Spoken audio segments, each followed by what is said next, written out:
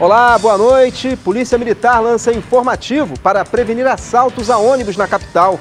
De acordo com o Sindicato dos Rodoviários do Maranhão, todas essas medidas anunciadas pela Polícia Militar são de extrema importância e também já são conhecidas por boa parte dos usuários do transporte público. Empresas devem mais de R$1 bilhão em impostos ao Maranhão, que consegue recuperar apenas 10% do total. Presidentes das Assembleias Legislativas dos estados do Nordeste participam de encontro em São Luís. Reforçar a importância dos equipamentos de estímulo ao desenvolvimento regional. Cito Banco do Nordeste do Brasil, a Companhia Hidrelétrica do São Francisco, o Banco da Amazônia. Mistério no Sampaio Corrêa para o jogo de despedida da Copa do Nordeste.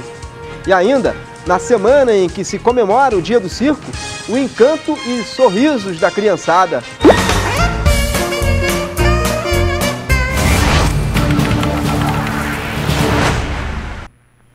Cerca de 50 assaltos a ônibus já foram registrados este ano em São Luís. Para ajudar a população a se proteger desse tipo de ocorrência, foi lançado um informativo pela Polícia Militar.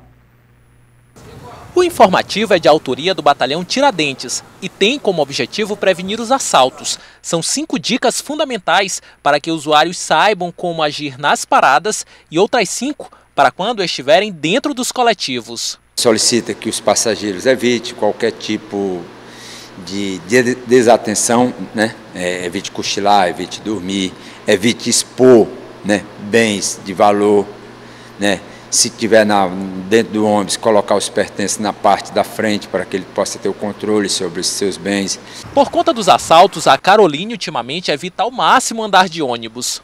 Eu evito o máximo estar andando de ônibus. Se eu puder andar até a pé, melhor ainda. A Liane recentemente presenciou um assalto dentro do ônibus que estava, mas conseguiu despistar os criminosos. Foi 3 meninos, eu vi o assalto na minha frente, mas você acredita, foi Deus, nenhum não me olhou. Você pensou, agiu rápido? Agi rápido, eu escondi minha bolsa debaixo da cadeira. Segundo estatísticas fornecidas pela Polícia Militar, em janeiro deste ano foram contabilizados 32 assaltos a ônibus e em fevereiro, 19. Um total de 51 ações criminosas. Nesses primeiros meses do ano, as equipes policiais já realizaram mais de 9.300 abordagens a coletivos. Durante os trabalhos, todos os passageiros são revistados. Só que, além da polícia, os usuários do transporte público têm o dever de redobrarem os cuidados e preservarem a própria segurança. Segurança pública, dever do Estado, mas é direito e responsabilidade de todos. Todos nós temos que estar preocupados com os nossos bens, com os nossos pertences. A gente não pode estar se expondo, deixando transparecer, está entendendo? De acordo com o Sindicato dos Rodoviários do Maranhão, todas essas medidas anunciadas pela Polícia Militar são de extrema importância e também já são conhecidas por boa parte dos usuários do transporte público. Mas para a entidade, somente esses cuidados não são suficientes para coibir os assaltos dentro e fora dos coletivos. Não dá para aceitar que um elemento que foi preso ontem, hoje estava assaltando novamente, que foi até disparando tiros dentro do carro. Então isso não dá para aceitar. Então está na hora da gente se organizar, todas as forças de segurança juntamente com a população, para cobrar que o Poder Judiciário também faça a sua parte e tente permanecer por mais tempo com essas pessoas na cadeia, nas prisões e tirando das ruas para dar mais uma segurança ao usuário do transporte e aos nossos trabalhadores.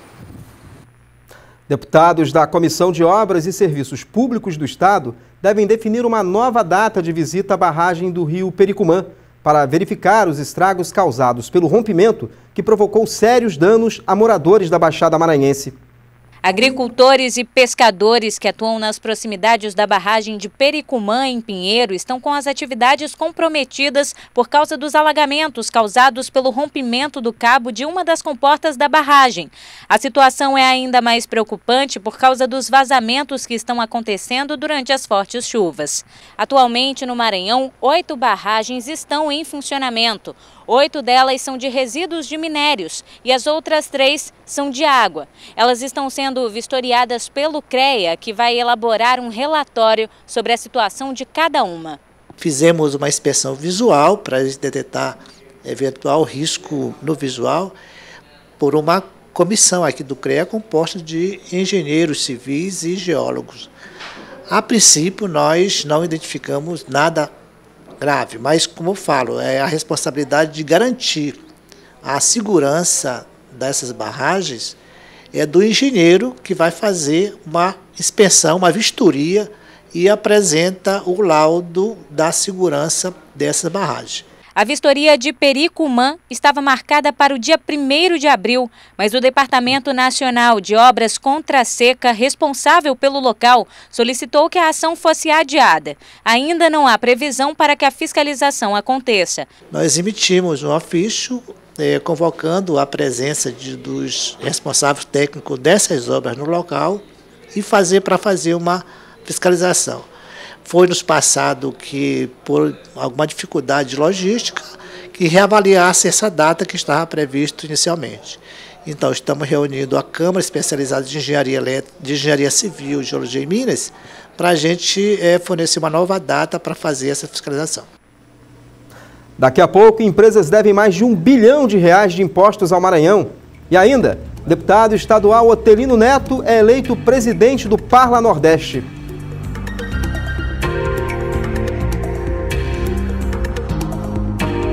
O governo conseguiu recuperar nos últimos meses quase R$200 milhões em impostos devidos por empresas.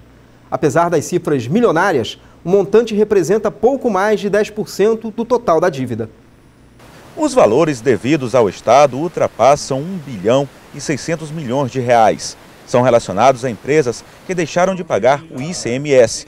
O montante que deixou de ser arrecadado pelo governo é referente a apenas uma conduta: aquelas empresas que chegavam a declarar o imposto, mas não pagavam. Foi necessária a intervenção do Ministério Público e do Estado para reaver o dinheiro.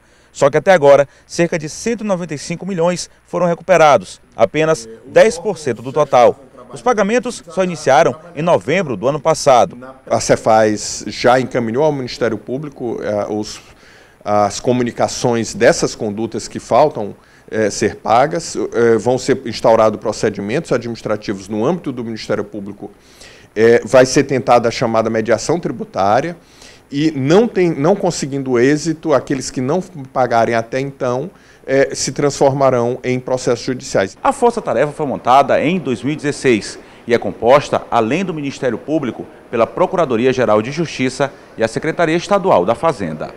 Segundo o gestor de desenvolvimento institucional da Cefaz, cerca de 20 mil empresas ainda estão em débito com o Estado, um montante acima de R$1 bilhão e 400 milhões de ICMS, que o governo deixou de arrecadar. Dinheiro que poderia estar sendo investido em serviços públicos. A aplicação na saúde pública, na segurança pública, na educação pública, no sistema penitenciário, na conservação das vias, na prestação de serviços, na manutenção dos hospitais, das escolas, etc. Então, esse recurso que foi subtraído da população, ele faz muita falta para que o governo possa fazer investimentos públicos. O dano da sonegação fiscal, que é aquele dinheiro que sequer entra no Estado, é 7 vezes maior que o da corrupção. Presidentes das casas legislativas dos estados do Nordeste estiveram reunidos hoje em São Luís. Na pauta, preocupações como a defesa do direito dos trabalhadores na reforma da Previdência. No encontro, os parlamentares discutiram questões como reforma da Previdência, Pacto Federativo e o consórcio dos estados do Nordeste. Estiveram presentes em São Luís os representantes das assembleias da Bahia, Ceará, Paraíba e Piauí. O deputado anfitrião Otelino Neto foi eleito pelos colegas presidente do colegiado para o ano de 2019. Primeiro, reforço o agradecimento aos colegas presidentes pela confiança. Este nosso fórum é um fórum fundamental, quanto mais neste momento porque passa o país, porque nós precisamos ficar vigilantes para que o Nordeste não tenha prejuízos e retrocessos naquilo que já está previsto na Constituição. Os deputados assinaram uma carta em que reconhecem a importância da reforma da Previdência, mas defendem que não sejam retirados direitos de trabalhadores, especialmente os rurais e do benefício de prestação continuada. Além disso, apoiam a discussão de um pacto federativo que garanta mais justiça na distribuição do orçamento da União. Essa reunião hoje foi de muito trabalho e tenho certeza absoluta que nós vamos estar irmanados, procurando trazer sempre agendas em comum para o bem do crescimento e desenvolvimento da nossa região. Os presidentes de assembleias legislativas do Nordeste também decidiram criar uma frente parlamentar em defesa de órgãos regionais, como o BNB, que estaria com os dias contados. Celebrar essa união em defesa dos equipamentos que fomentam a macroeconomia do Nordeste, por exemplo, o Banco do Nordeste do Brasil, o Denox, a Sudene, Codevasf e por aí vai. Reforçar a importância dos equipamentos de estímulo ao desenvolvimento regional. Cito Banco do Nordeste do Brasil, a Companhia Hidrelétrica do São Francisco, o Banco da Amazônia, enfim, esses instrumentos que precisam ser fortalecidos e não desativados, como alguns comentam que é desejo do governo federal. Daqui a pouco, mistério no Sampaio Corrêa para o jogo de despedida na Copa do Nordeste. E na semana em que se comemora o Dia do Circo, o encanto e sorrisos da criançada. Mesmo eliminado da Copa do Nordeste, tendo feito a pior campanha entre os 16 participantes, o atual campeão da competição continua fazendo treinos fechados. Essa tem sido uma prática do Sampaio desde a entrada do treinador Julinho Camargo. O Felipe estava empolgado para ver o treino da Bolívia. Vestiu até a camisa tricolor. Mas na hora de entrar no centro de treinamento do Sampaio... Todos os treinos que tá acontecendo aqui está sendo fechado. Portões fechados, né? Fazer o quê? Tem que entender, né? Tem sido assim desde que o técnico Julinho Camargo chegou. Em dia de treino tricolor, portão fechado para os torcedores. Nem a imprensa pode registrar os trabalhos com bola, apenas a parte do aquecimento. E não adianta insistir, se esconder atrás da árvore ou da barreira, nem dar uma de espião. A atividade principal só começa depois de desligar a câmera. Tanto mistério não tem dado resultado. Mesmo escondendo o jogo e com os portões fechados, o retrospecto do Sampaio com o técnico Julinho Camargo é ruim. Em apenas 7 jogos, foram 5 derrotas e somente 2 vitórias. E mesmo assim, contra times maranhenses que nem na semifinal do estadual estão. Os jogadores até tentam defender o treinador. A gente sabe hoje que a imprensa ajuda e não ajuda quando faz as imagens do treino. Então, nesse momento que estamos vivendo, e quanto menos a gente falar e a gente agir mais, é mais importante para a gente conseguir nosso objetivo, que é a vitória. É mais mesmo por causa das jogadas, né, que a gente vem trabalhando, para levar para o jogo, para ninguém ver. Mas a campanha na Copa do Nordeste este ano prova que o Sampaio está distante do caminho das vitórias. O campeão do ano passado é o pior time de campanha este ano. A despedida contra o Bahia neste sábado é um repeteco da final de 2018, quando o tricolor maranhense levantou a orelhuda. Só que dessa vez, o jogo vale apenas como preparação para as finais do estadual. É um jogo que antecede uma semifinal do Maranhense já logo na terça e esperamos contra o Bahia encerrar esse jejum na Copa do Nordeste. Vai ser um jogo mais de preparação, né? Agora a gente está na semifinal do Maranhense contra o Imperatriz. A gente vai procurar fazer um bom jogo para chegar forte na semifinal. A hora é de se inspirar no passado e retomar os bons momentos para que as conquistas não virem apenas recordações de museu. E o jogo do Sampaio Bahia terá amanhã transmissão da Difusora FM. Já aqui na TV, o duelo será entre Salgueiro e Ceará, a partir de 3h45 da tarde. E na semana em que se comemora o Dia do Circo, uma programação especial levou brincadeiras e sorrisos para crianças, que estão aprendendo um pouco mais da magia do universo circense. O picadeiro estava aberto. Foi uma manhã mágica para a criançada e haja pique para tanta diversão. Se o universo do circo encanta adultos, imagina o que ele não faz com esses pequenos. Os olhinhos atentos e as gargalhadas gostosas são contagiantes. O evento celebrou o Dia do Circo, que foi comemorado no último dia 27. Uma homenagem ao palhaço brasileiro Abelardo Pinto, o Piolim, que continua inspirando novas gerações. E é assim, cultivando sonhos, que cerca de 200 crianças participam das atividades do Circo Escola. As ações aqui são variadas. Lógico, eles aprendem tudo sobre o universo circense, mas também tem aulas de música e praticam esportes.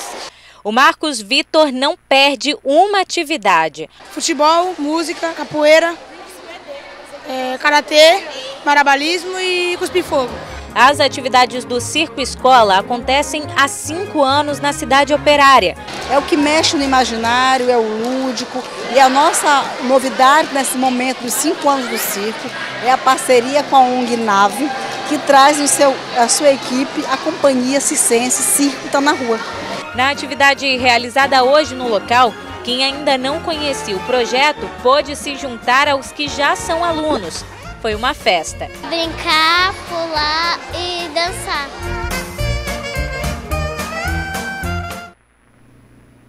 E as reportagens dessa edição você pode rever no portal MA10. Muito obrigado pela sua audiência, uma boa noite e até amanhã.